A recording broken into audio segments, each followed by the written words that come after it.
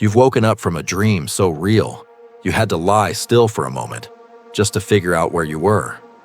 Someone who died was in it, or somewhere you've never been, or something happened that you'd never do. And for a few seconds, it felt completely true. You shook it off, checked your phone, got up. Your ancestors couldn't do that. They had no explanation that said it was just a dream, no framework, no science, nothing. For most of human history, what happened when you closed your eyes wasn't random noise. It was a message. The modern explanation for dreams is about 300 years old. Before that, for the vast majority of human existence, dreams were treated as incoming information, not metaphor, not your brain filing paperwork, actual data from a world running parallel to this one. The earliest written record of dream interpretation dates to around 2000 BC in ancient Mesopotamia. The Assyrians recorded dreams on clay tablets. They employed trained interpreters whose entire job was to decode them. These weren't fringe figures. They sat in royal courts. Their readings influenced military campaigns, marriages, harvests. A king who dreamed of a black dog didn't go back to sleep. He called someone in. But writing starts around 5,000 years ago at the earliest. Anatomically modern humans have existed for at least 300,000 years. That leaves roughly 295,000 years of dreaming, with no written record of what people believed those dreams meant. So archaeologists look at what people did instead.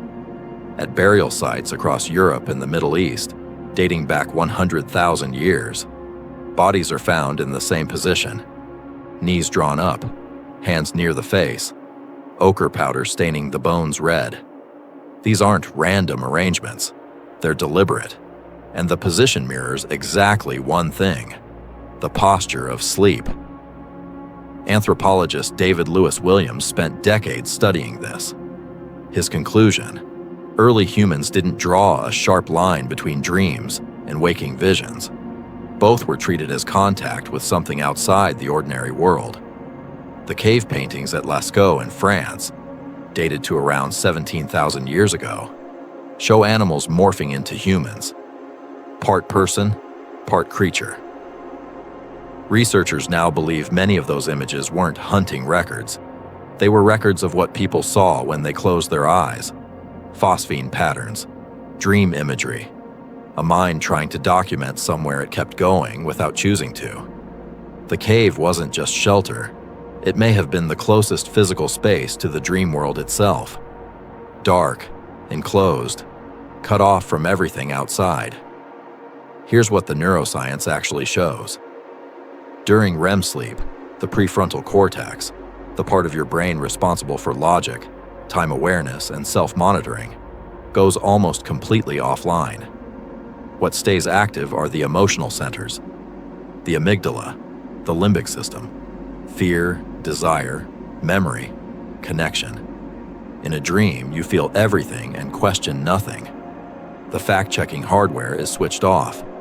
For an ancient human waking up from that state, re-entering the waking world would have felt like crossing between two equally real places.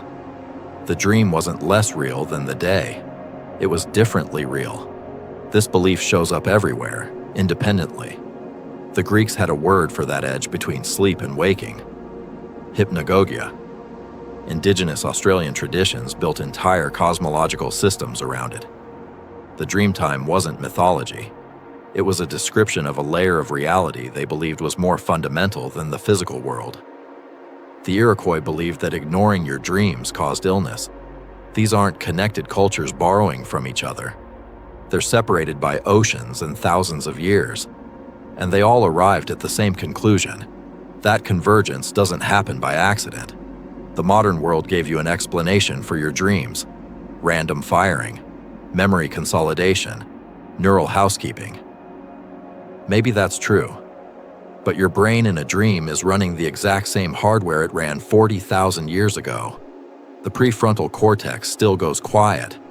The amygdala still fires. You still wake up from something you can't fully explain, with the feeling that it mattered. Your ancestors painted that feeling on cave walls. buried their dead in the posture of the sleeper, built royal courts around decoding it.